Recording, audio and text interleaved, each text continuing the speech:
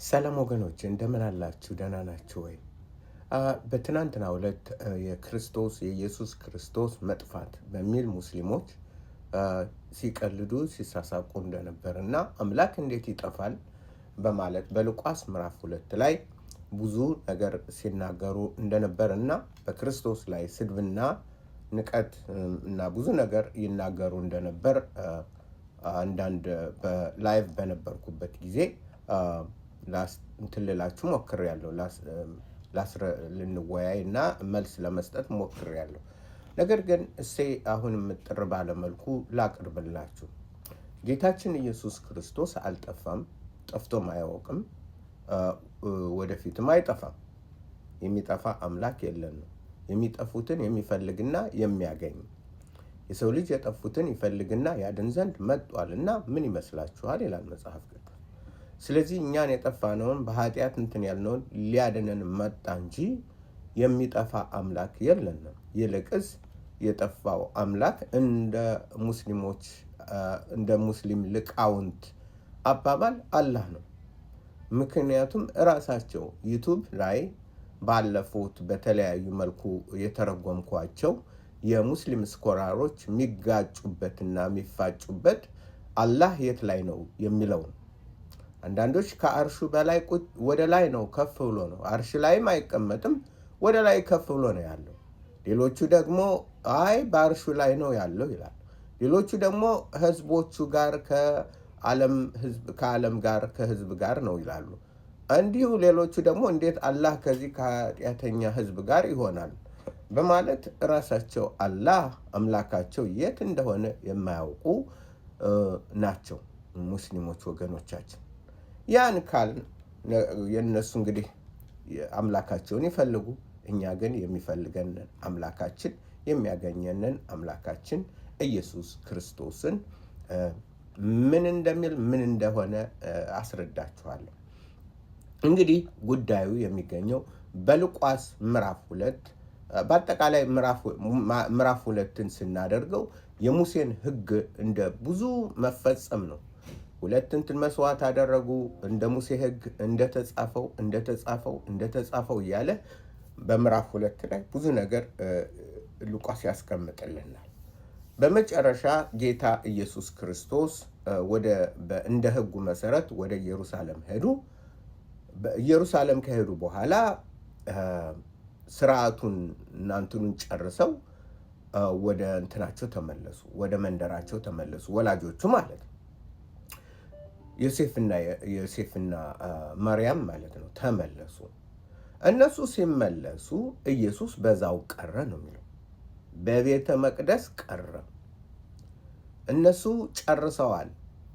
ህግን ነው የሚከተሉ፣ ህጉን ፈጸሙ። ሁሉንም እንደ ጌታ ህግ ከፈጸሙ በኋላ ይላል 39 ላይ ሁሉንም እንደ ጌታ ህግ ከፈጸሙ በኋላ ወደ ገሊላ ወደ ከተማቸው ወደ ናዝሬት ተመለሱ ይላል።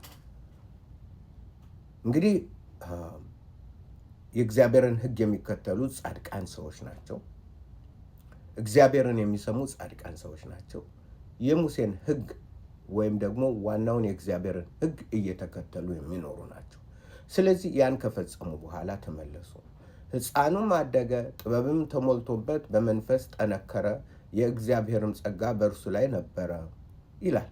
ልክ የሆነ ነገር ይጨምርልናል እዚህ ላይ ኢየሱስ በጸጋ በእግዚአብሔር ጸጋ በሰዎች ፊት በእግዚአብሔር ፊት እንዲያውም በዚህ ብቻም አይደለም፣ መጨረሻ ላይ ኢየሱስም ደግሞ በጥበብና በቁመቱ በሞገስም በእግዚአብሔርና በሰው ፊት ያድግ ነበር።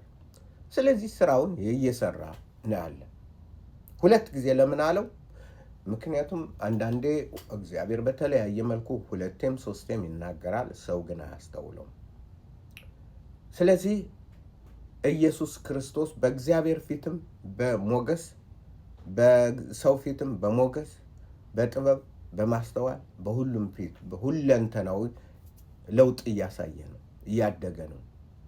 ለምን? ስጋ ለብሷል። ቃልም ስጋ ሆነ፣ ጸጋና እውነትን ተሞልቶ በእኛ ዘንድ አደረ። ያ ደግሞ እያደገ ምክንያቱም ሰው ሆኖ ሊያድነን የመጣው የእግዚአብሔር ልጅ ኢየሱስ ክርስቶስ ማለፍ ባለበት ሰዎች የሚያልፉበትን መንገድ ያልፋል። በሚያልፍበት በዚህ በሰዎች ሂደት የእድገት ሂደት ፊዚዮሎጂካል፣ ሳይኮሎጂካል ፊዚካል ዴቨሎፕ እያደረጉት በሚሄዱበት በዛ እያደጉ እየተለወጡ በሚሄዱት ሰዎች የሚያደርጉትን ነገር ግን ፐርፌክት በሆነ መልኩ እሱ አደረገው። በእግዚአብሔር ፊትም ሰዎች በአንድ ነገር ይጎላቸዋል። በሰው ፊት ሊያድጉ ይችላሉ።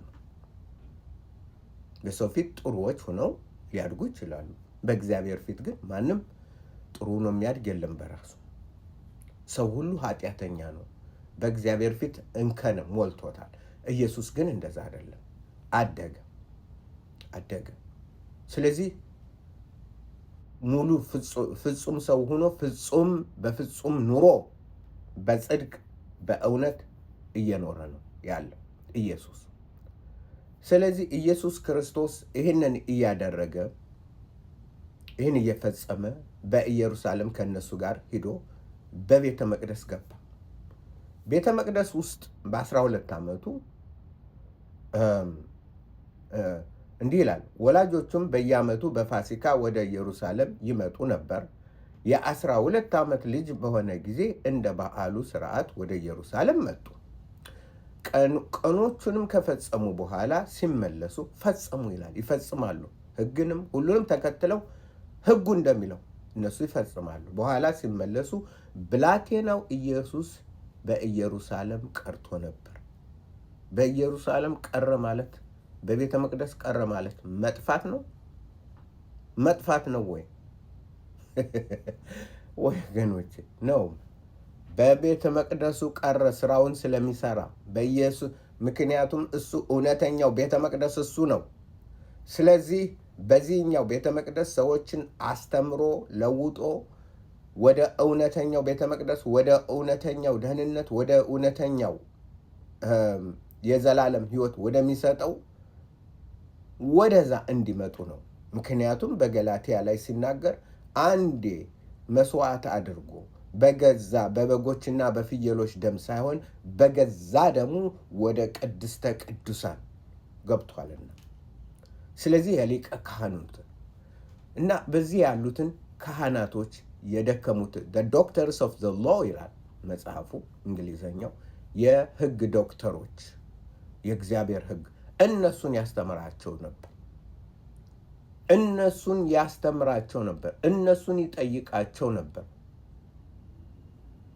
ኢየሱስ እነሱን ያስተምራቸው ነበር። እነሱ አይደለም የሚያስተምሩት፣ እሱ ነበር የሚጠይቃቸው። ስለዚህ እያስተካከላቸው ነው። ዮሴፍና ማርያም ግን ህጋቸውን ፈጸሙ ወደ ቤታቸው።